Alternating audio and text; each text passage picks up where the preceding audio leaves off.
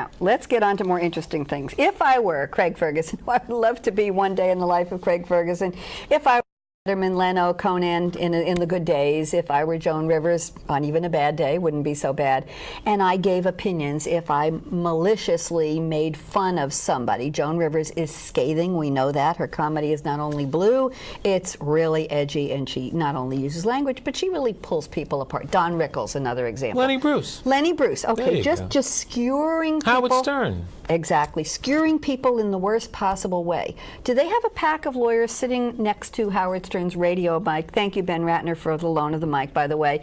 Do they have a pack of lawyers sitting there saying, Howard, no, Leno, no, don't say that? Do they have a pack of lawyers sitting with their writers, with their censors?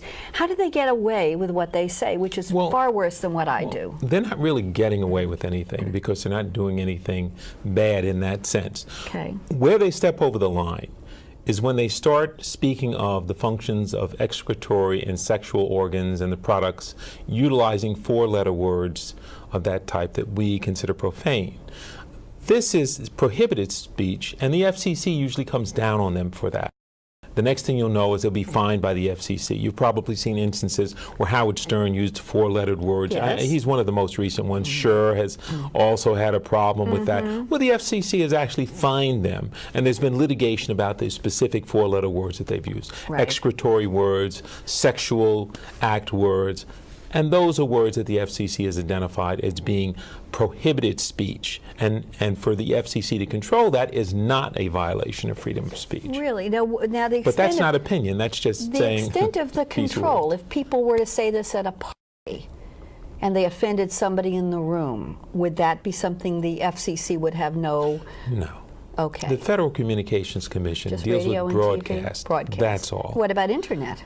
Internet, I don't know that one. That's relatively new. I don't know if the FCC controls that, but they would have difficulty anyway because they'd have to find the source of it. That's true. One of the problems with the internet is things can emanate from anywhere in the world, and it's very difficult to find where it's coming from.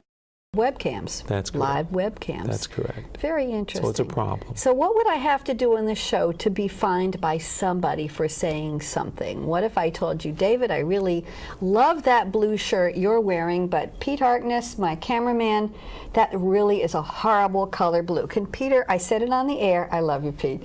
If I said that and Peter was offended, could he sue me for embarrassing him on the air? It's your opinion about the color of his shirt. Love you, Pete. Okay. It's not that you're embarrassed or anything like that. That doesn't play.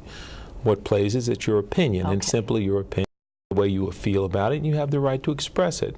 Freedom of expression includes being able to burn the American flag even. You see, this was something back in the 60s where, at first, we thought that this was going to be, by the publicity and what the courts were doing, something that would be punished severely. But the United States Supreme Court changed that. They said this is an ability, this is an example of someone expressing their opinion. So leave them alone. They have a right to do that.